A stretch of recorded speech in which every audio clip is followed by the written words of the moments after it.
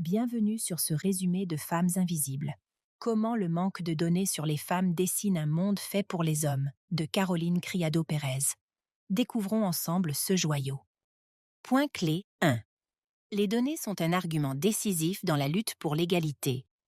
Quel est le point commun entre une baisse des conflits et une amélioration de l'éducation? La réponse est une plus grande participation des femmes à l'élaboration des politiques. De nombreux cas confirment les résultats exceptionnels obtenus par les femmes dirigeantes. Lorsqu'elles participent à des négociations avec des pays en guerre, la probabilité qu'un accord de paix dure plus de 14 ans augmente de 35%. De même, les dépenses du Portugal pour les écoles ont augmenté avec la présence accrue de femmes au Parlement. Bien que les résultats positifs des contributions des femmes soient indéniables, de nombreux domaines dominés par les hommes résistent à l'égalité des sexes. Après avoir entendu parler des protestations des femmes contre la discrimination, les hommes se plaignent souvent. Il y a trop de conversations sur l'égalité. Ils considèrent que le monde est déjà égal pour tous. Cette croyance n'est guère surprenante. Le fossé entre les sexes est délicat à appréhender. Alors que les femmes le vivent au quotidien, les hommes en sont rarement témoins et lisent peu d'articles à ce sujet, en raison du manque de données. Ce dernier est dû à deux facteurs. Premièrement, les scientifiques recueillent moins d'informations sur le mode de vie des femmes. Nous en découvrirons bientôt les raisons. Deuxièmement, même quand leurs recherches incluent des femmes, ils séparent rarement les données par sexe. Pourquoi est-ce un problème?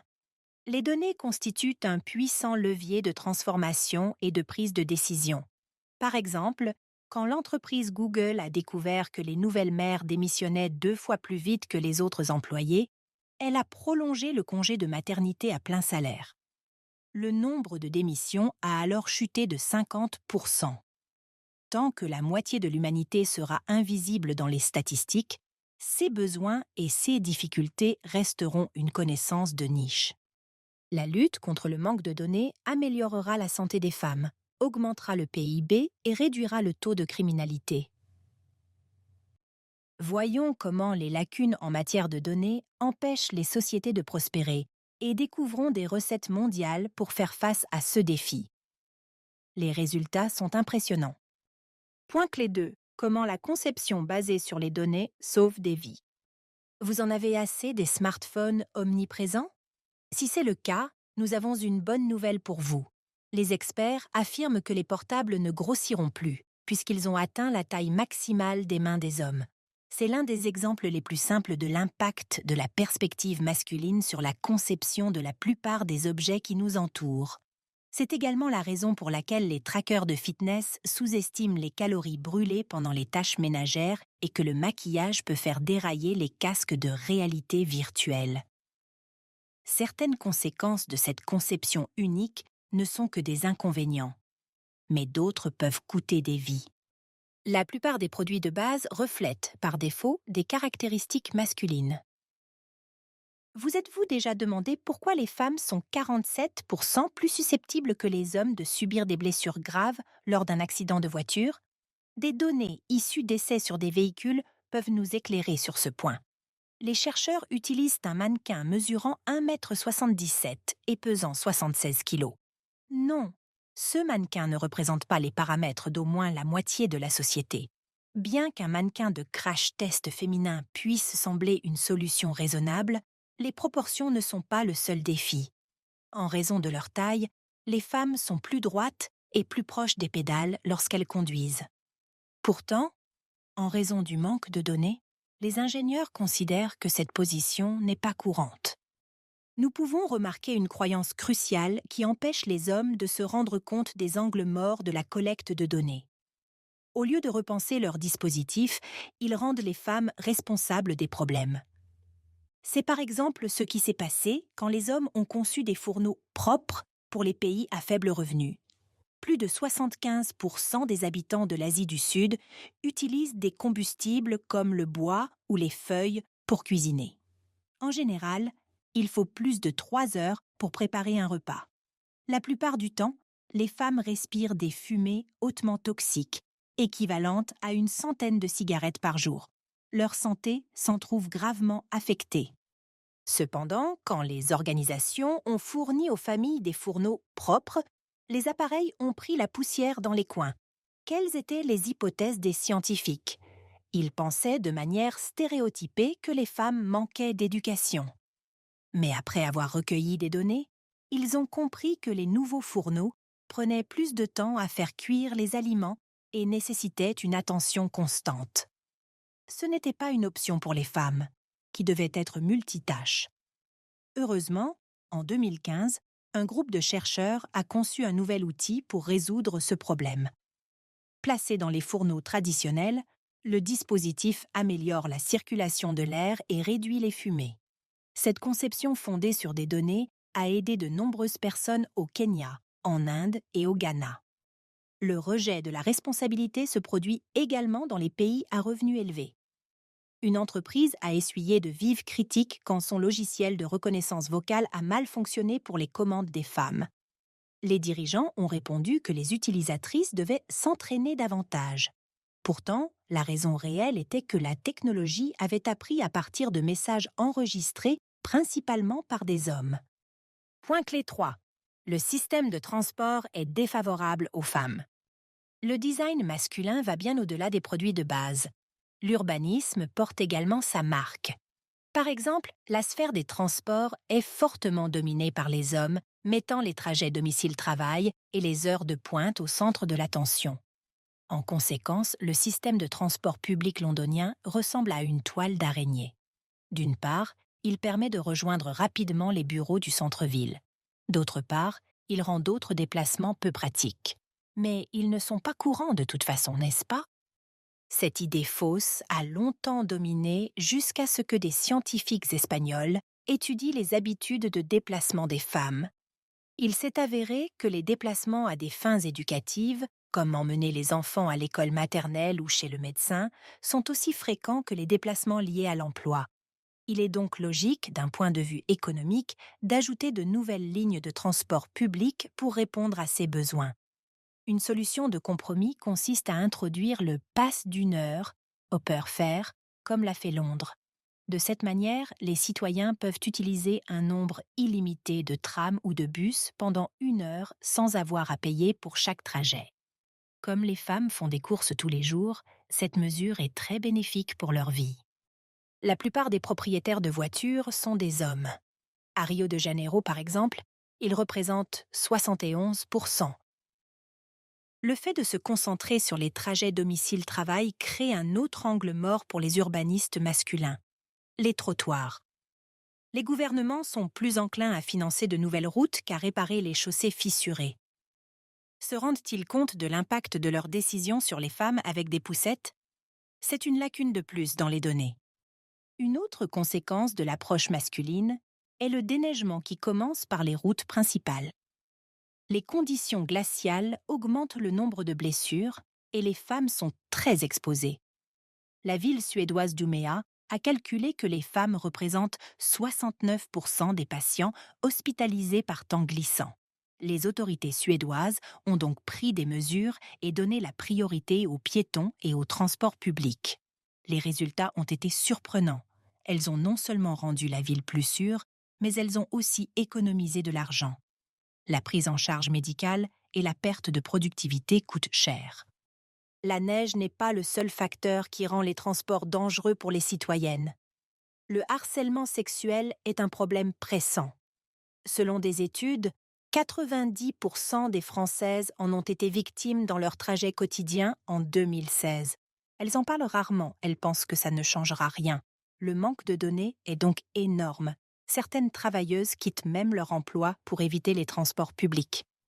Dans un autre temps, certaines mesures peuvent améliorer cette situation. L'une des plus efficaces est la présence de contrôles dans les transports. Il existe également des solutions moins coûteuses. Comme les délits se produisent 3 fois plus souvent aux arrêts que dans les véhicules, le fait de rendre les abris de bus et de tramways bien éclairés et transparents contribue à améliorer la sécurité. Point clé 4. Le travail non rémunéré affecte considérablement le revenu des femmes. Une étude récente a révélé que le fait de travailler 50 heures par semaine a des effets opposés sur les deux sexes. Alors que les hommes sont moins exposés au risque de dépression, les femmes sont plus susceptibles de contracter des maladies graves. De plus, même 41 à 45 heures de travail peuvent causer des problèmes de santé mentale aux employés. Sont-elles plus faibles que leurs collègues masculins? Pas du tout. Le travail non rémunéré, comme les tâches domestiques et les soins aux enfants, est à l'origine de cette différence. Les femmes effectuent 75% de ce travail dans le monde. Les problèmes de santé ne sont pas la seule conséquence de ce déséquilibre. En voici d'autres, très fréquents. Baisse des salaires et des pensions. La discrimination n'est pas la seule raison de la sous-rémunération des travailleuses. De nombreuses femmes, 42% au Royaume-Uni, doivent opter pour des horaires réduits pour jongler entre leur emploi et leur famille. En s'occupant de leurs proches, elles gagnent moins tout au long de leur vie, ce qui réduit le montant de leur retraite. Certains pays, comme le Brésil et la Bolivie, ont mis en œuvre une solution: les pensions non contributives. Les femmes en bénéficient de manière significative. Il n'existe pas de femmes qui ne travaillent pas. Il y a seulement des femmes qui ne sont pas payées pour leur travail. Caroline Criado Pérez. Perte d'emploi due à l'inefficacité du système de congé de maternité. Une étude australienne a révélé que le fait de recevoir des paiements équitables pendant plus de 7 mois après l'accouchement garantit le retour au travail d'une femme. Cependant, aucun pays n'offre cette possibilité. Au Royaume-Uni, par exemple, les travailleuses reçoivent un tiers de leur salaire pendant 39 semaines. À l'inverse, la Croatie offre à ses citoyennes un congé de maternité de 30 semaines à plein salaire. La bonne nouvelle, c'est que certaines entreprises soutiennent les femmes de manière interne. L'organisation de cours après l'école ou de stages d'été est devenue une nouvelle tendance. Mais un emploi du temps flexible et le travail en ligne seraient une solution encore plus efficace. La participation des femmes au marché du travail profite à l'ensemble de la société. Selon le Forum économique mondial, il s'agit d'un facteur décisif pour la croissance économique européenne au cours des 10 dernières années. Le manque de données sur le travail non rémunéré empêche les gouvernements de comprendre le potentiel de l'infrastructure sociale. Ils considèrent qu'il s'agit d'un fardeau pour l'économie, alors que c'est le contraire qui est vrai. Les estimations prouvent qu'investir 2% du PIB américain dans le secteur de la construction créera 7,5 millions d'emplois et dans les infrastructures pour l'enfance, 13 millions. En outre, cela permettrait à des milliers de mères de participer au marché du travail, ce qui augmenterait le PIB du pays. Dans le même temps, le travail présente d'autres défis qui ne sont pas liés aux devoirs parentaux. Les histoires de MeToo, le mouvement contre les abus sexuels, en sont des exemples éloquents.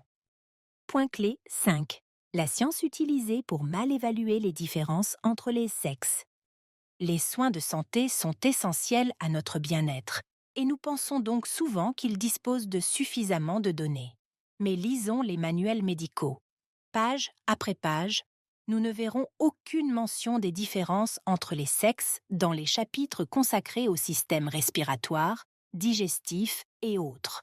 Les articles scientifiques ne font pas exception. Après avoir testé un médicament uniquement sur des hommes, les chercheurs peuvent prétendre qu'il améliorera la santé des femmes. Cette approche doit être corrigée. Des études récentes prouvent que chaque système organique présente des particularités liées au sexe. En outre, l'évolution et les syndromes des maladies dépendent également du sexe. En voici quelques exemples. Le système immunitaire. Les femmes ont des réponses d'anticorps plus élevées. En 2014, des scientifiques ont même déclaré que nous devrions développer différents types de vaccins contre la grippe en fonction du sexe. Épaisseur de la peau. Le derme féminin est plus fin que le derme masculin, ce qui a de nombreuses conséquences.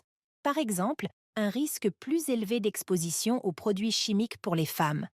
Cependant, il n'existe pas d'études sur la manière dont diverses substances toxiques, largement répandues dans les produits destinés aux tâches ménagères, influencent la santé des femmes. Sensibilité à la douleur. Les hommes ressentent moins intensément la douleur et leur ressenti est devenu une norme médicale. Ainsi, les médecins peuvent considérer les douleurs féminines comme atypiques.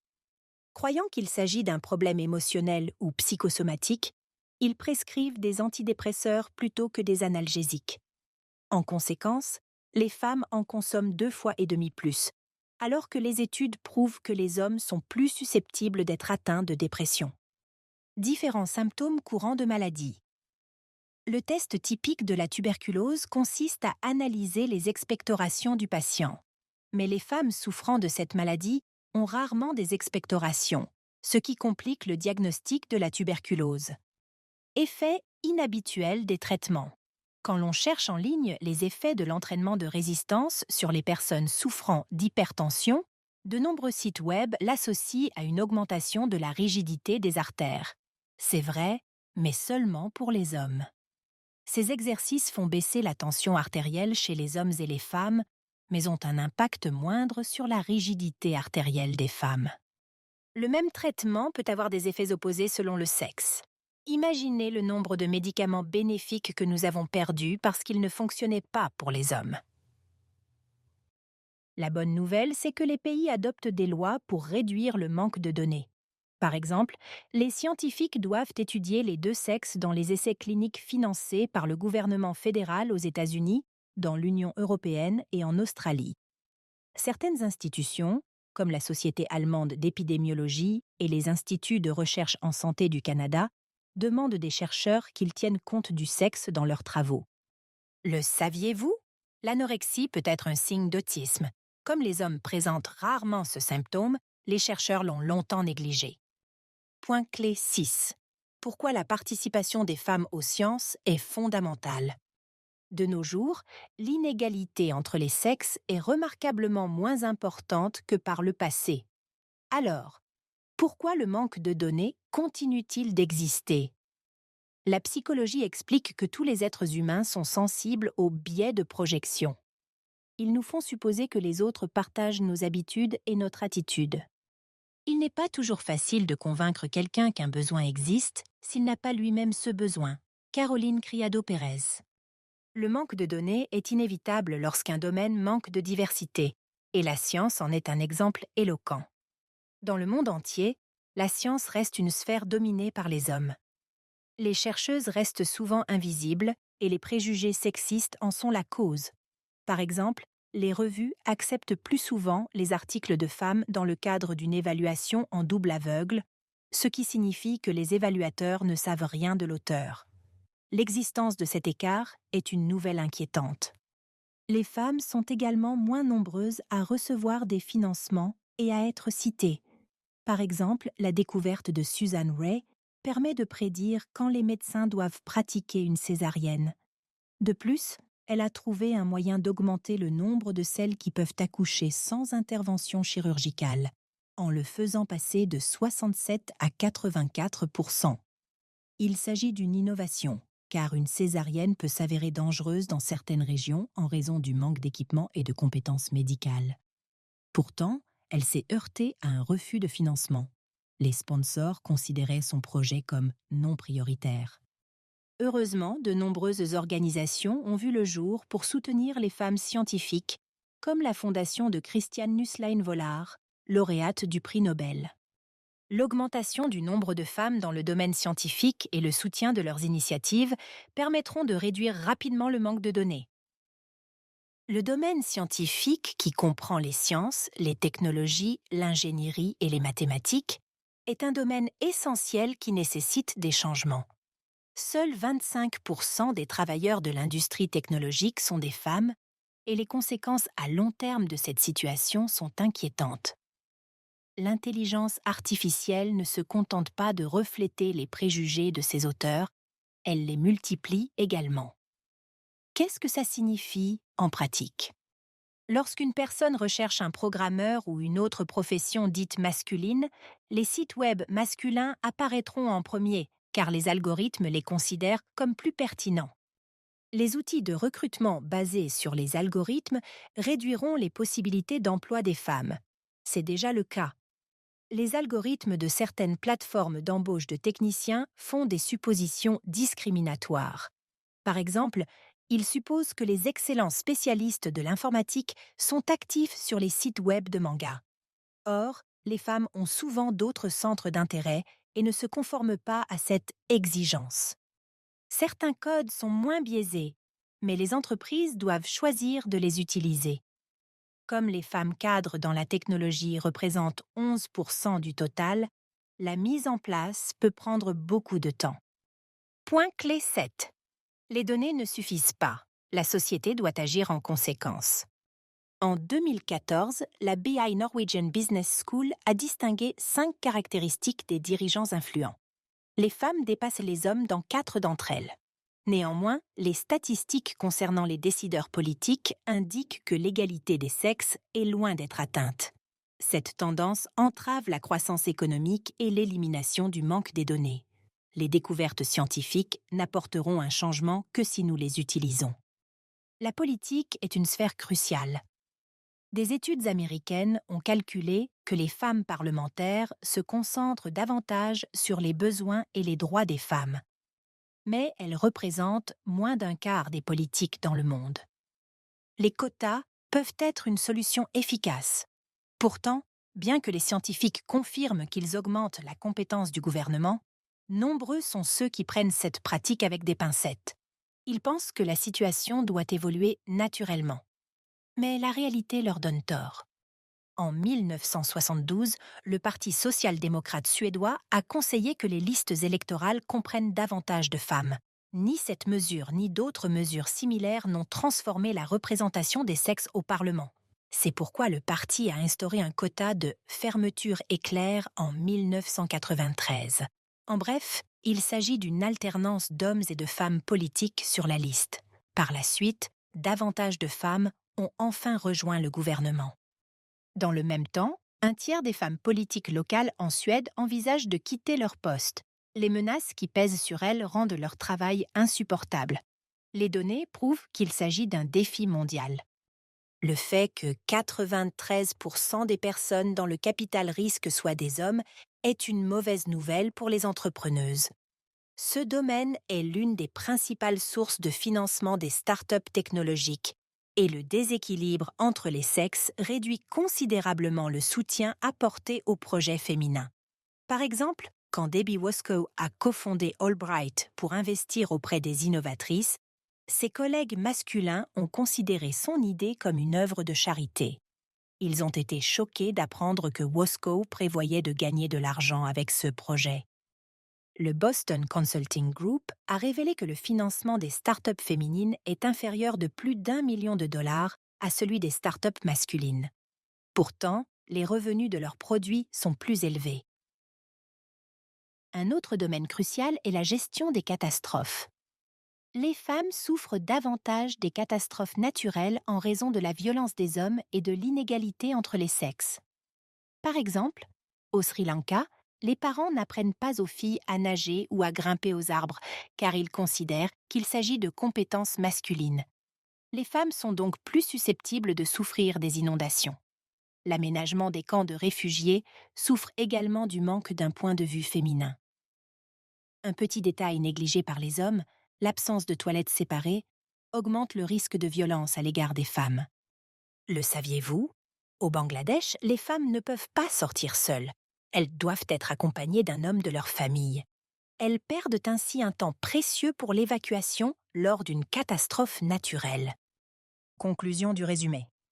Saviez-vous que Cecilia Payne-Gaposchkin a découvert que les étoiles sont principalement composées d'hydrogène et d'hélium ? Il est peu probable que cette information se trouve dans un manuel scolaire. De même, les récits sur l'ère glaciaire mentionnent rarement que des femmes ont dessiné de célèbres peintures rupestres en France et en Espagne. Tout comme de nombreux Américains pensent que leur pays ne possède pas la Coupe du Monde, alors que l'équipe nationale féminine de football l'a remportée 4 fois. Ces écarts ne sont pas une coïncidence. Ils sont les conséquences d'une culture façonnée par la perspective masculine. De nombreuses sphères de notre vie sont conçues par les hommes et pour les hommes, des appareils aux espaces publics. Cependant, de plus en plus de projets émergent pour rétablir l'équilibre. Quand la Suède a introduit 1 mois de congé parental qui doit être utilisé uniquement par les pères sous peine de disparaître, le nombre de ceux qui l'ont pris a augmenté de manière remarquable. La Corée du Sud et l'Islande ont maintenant mis en place ce modèle. En Inde, des activistes ont créé une plateforme pour collecter des données sur les quartiers dangereux. Elle avertit les femmes et leur permet de choisir l'itinéraire de transport public le plus sûr. Plusieurs entreprises informatiques pratiquent des systèmes de recrutement à l'aveugle. Elles ont ainsi embauché 60% d'employés ayant un parcours atypique. Les initiatives varient, mais la plupart d'entre elles s'efforcent de combler l'écart de représentation des sexes. Ainsi, le succès d'une personne peut profiter à des centaines d'autres. Par exemple, les femmes scientifiques se concentrent sur des questions spécifiques aux femmes, tandis que les femmes journalistes sont susceptibles de rendre compte de ces résultats. Le changement commence par la compréhension du fait que l'inaction perpétue l'inégalité entre les hommes et les femmes. Il est temps que tout le monde se rende compte que nous sommes dans le même bateau. Ainsi, l'attention portée aux besoins des autres est bénéfique pour tous. À essayer. Regardez les TED Talks by Women Leaders, sous-titres français disponibles, et découvrez comment ces femmes changent les choses au quotidien. Lisez un livre sur les minorités pour vous enrichir de leurs perspectives. Faites des recherches sur la participation des femmes à la vie politique de votre pays. C'est tout pour l'instant. D'autres résumés passionnants sont à portée de clic.